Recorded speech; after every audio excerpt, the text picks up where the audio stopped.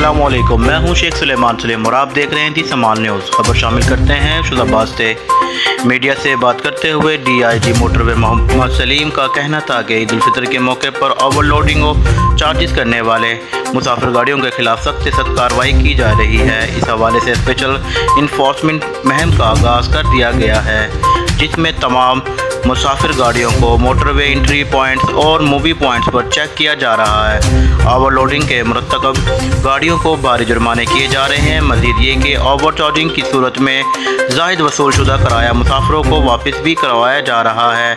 DIG zonal commander Mohammad Salim का ये भी कहना था, मोटरवे पर ट्रैफिक की बिला तातिल रवानी को यकीनी बनाने के लिए हर मुमकिन इक़दाम उठाए जा रहे हैं।